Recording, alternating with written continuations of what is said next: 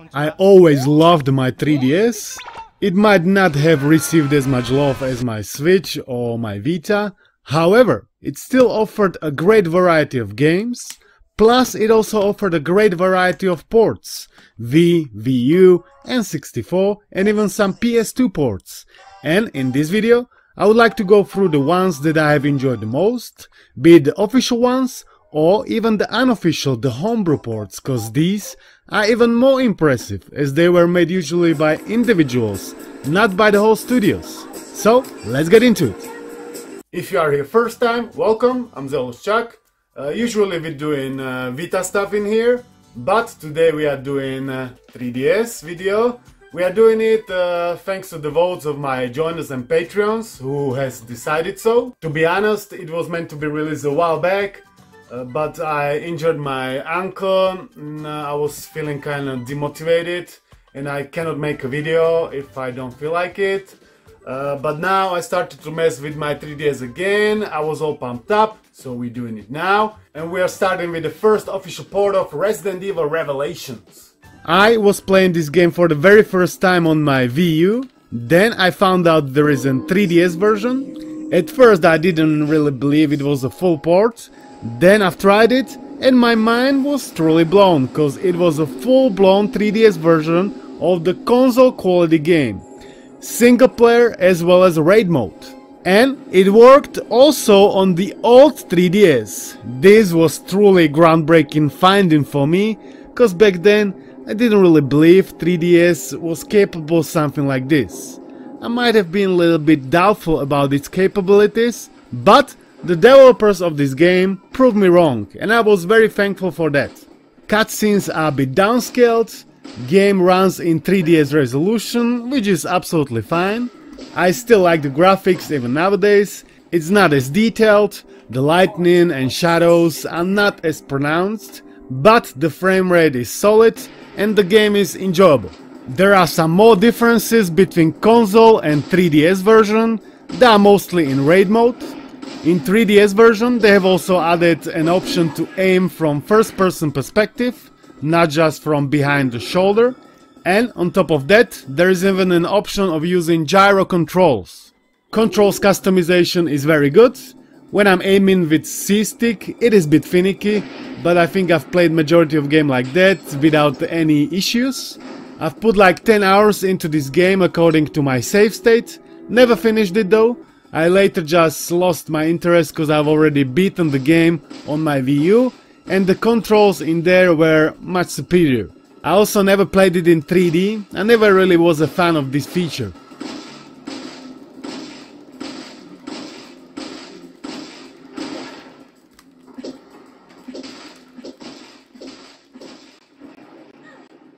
Second, most impressive, this time unofficial homebrew port we are looking at is Half-Life. We are playing it via Zash 3DS, which is based on a Zash 3D, an open source reimplementation of Gold Source engine. This is a full Half-Life game playable on the 3DS, which again blows my mind. The port is very playable, controls are fine even with the C-stick. I was able to be in a fairly enjoyable state of mind whilst playing it. Loading times are not as bad. Zash 3D has been ported to a bunch of other platforms like Android or PS Vita. Zash 3D supports also Counter-Strike. I've seen some people claiming that you can somehow make it work on 3DS. Not so sure about that. If you have any more information about that, let us know all down below. This port was done by Master Fice. He has also done few other solid 3DS ports like Quake 2, Quake 3 and even Daedalus X64, the N64 emulator for 3DS. Big thumbs up for that.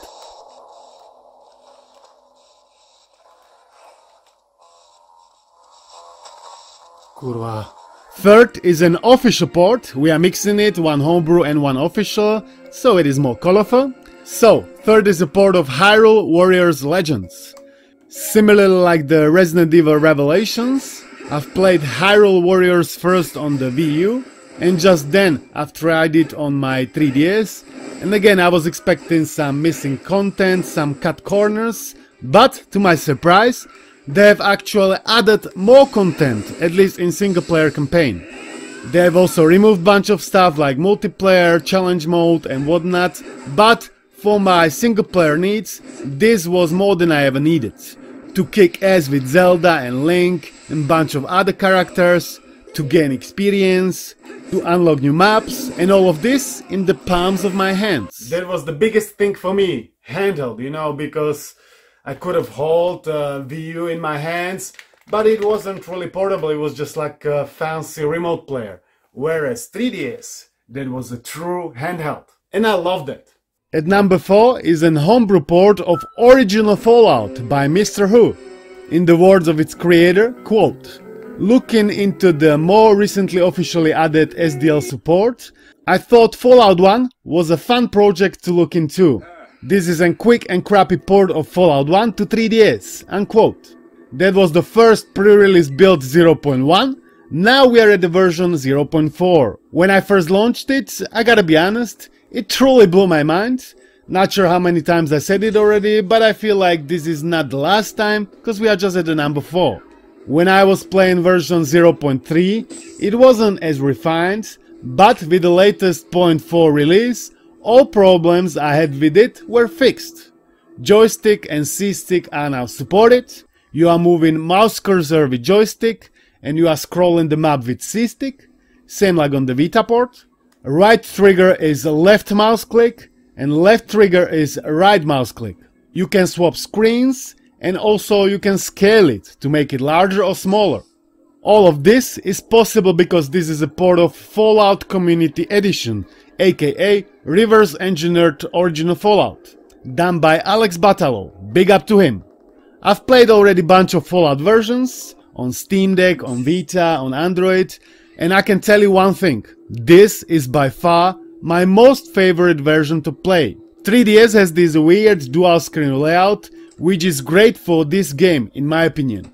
Top screen is for gameplay, for moving your character and attacking, and bottom screen is for all the other actions, like for inventory, you can equip and unequip weapons, for options you can save and load the game, for skill decks you can use your skills in here, or to end turn or combat.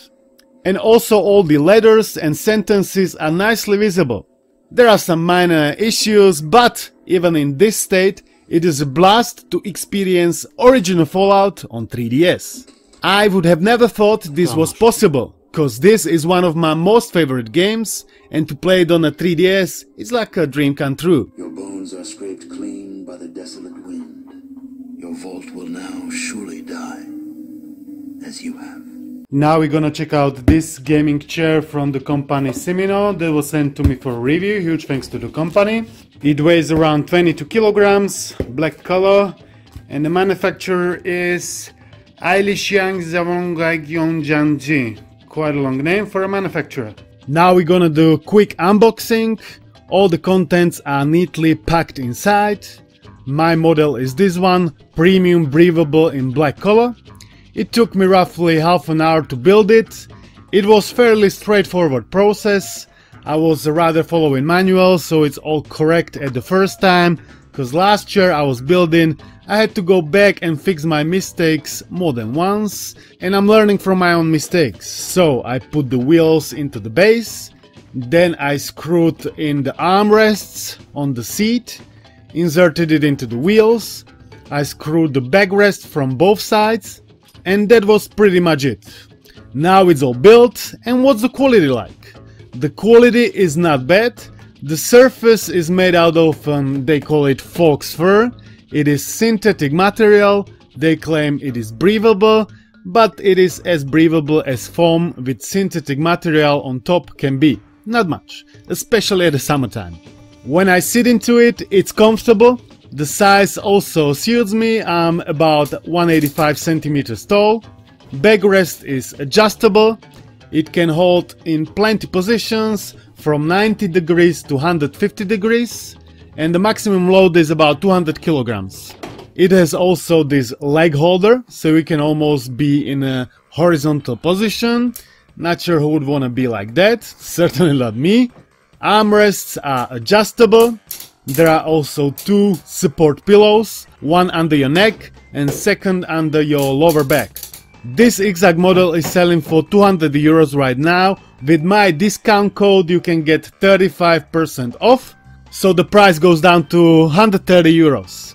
Still, I think that's quite expensive for what this chair offers, because it offers cheaper feeling materials, all the mechanisms are working but they also don't feel like the highest quality. Overall, I think this chair is not worth 130 euros. I've seen similar models to go for around 80, which would be much more reasonable. But now every company just calls it gaming chair or gaming whatever and asks twice as much. You know, they do play on our gaming string. Link and my code for the chair is down below. And now let's carry on with 3DS ports. Fifth is a Donkey Kong Country Returns 3D. This is a port of V game. I've played it on my Wii and I couldn't get past first level because this game is using motion controls. Motion controls on a platformer, whose idea was that? These two things just doesn't go together, like at all. They could have at least released some kind of update, some kind of patch with physical controls that shouldn't be as hard, but they haven't. Instead of that, they have rather completely remade it into a 3DS port. And luckily they have made it into the definitive version of this game, at least in my humble opinion. Because now we are able to roll with the button X instead of shaking with the freaking V-mode. That gets annoying quick. There is even an additional world with levels unique to 3DS, but frame rate is down to 30 instead of 60 on V. Overall, great game that found a great new definitive home inside of 3DS.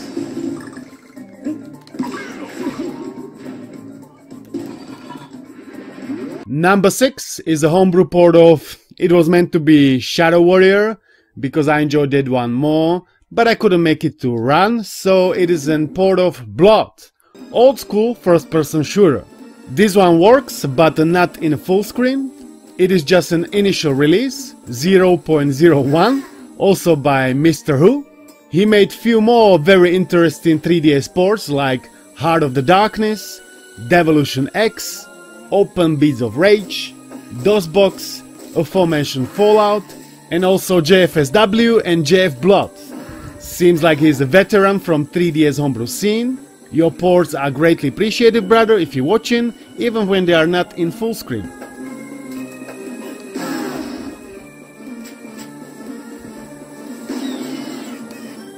Number 7 is a Metal Gear Solid 3D, a port of Metal Gear Solid 3. This was a very ambitious port. Developers have made a lot of trade-offs, but ultimately I think it was worth it. They have even made it work on old 3DS. I believe up until now every game I talked about is playable also on an old 3DS. So to have Snake Eater playable on 3DS, that was a big deal, because it was like a port of PlayStation 2 game. SysTick is supported if you have new 3DS. Preferably also want to play it overclocked to have less frame rate dips, because it doesn't run perfect. There are also few controls enhancements like crouch walking and third person view. I never really played this port much on my 3DS. I've played it more on my Vita, but I didn't enjoy it because I'm not really into Metal Gear Solid. Still, this is a hell of an impressive port that cannot be missing on this list.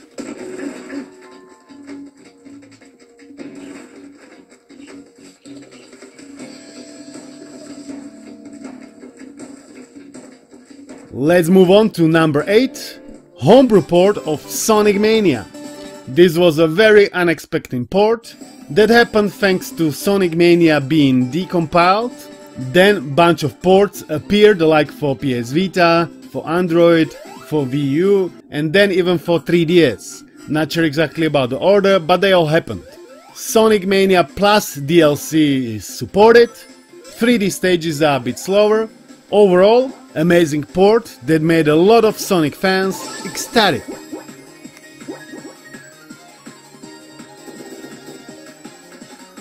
Last two ports function only on the new models, they need a bit more power. First one being a port of V game Xenoblade Chronicles. I think this is one of the largest games in terms of size on 3DS. It's around 3.5 gigabytes. Since then, there was also a definitive edition released on Switch, but that doesn't take anything from the incredibility of this 3DS port. Xenoblade Chronicles is a huge action RPG, or action JRPG. I didn't get very far in it on my 3DS cause I'm not really into JRPGs, but when I launched it for the very first time, my mind was really blown that 3DS is capable of running a game like this. It was only possible due to improved new 3DS specifications, quad-core CPU and 256 MB of RAM. I'm very glad Nintendo has decided to went for this kind of untraditional upgrade, even though it meant not all games were playable on all the models. I wonder what it's gonna do with Switch successor.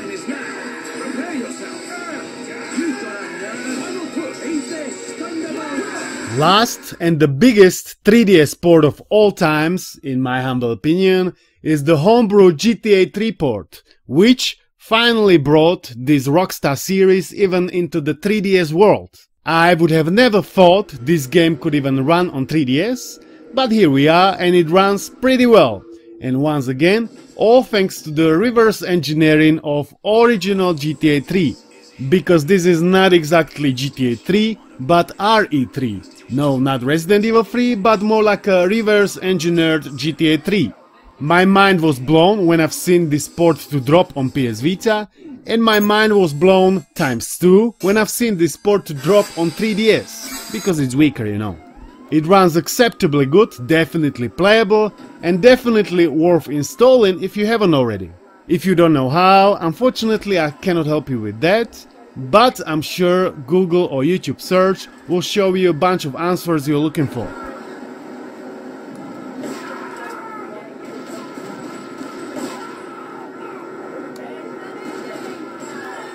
As a cherry on top, GTA Vice City was also ported in the form of ReVC. Yes, you guessed it, Resident Evil Vice City. This one is not as enjoyable as GTA 3, frame rate drops lower, loading takes longer. Still, I think it would be a huge missed opportunity to not install it on your 3DS.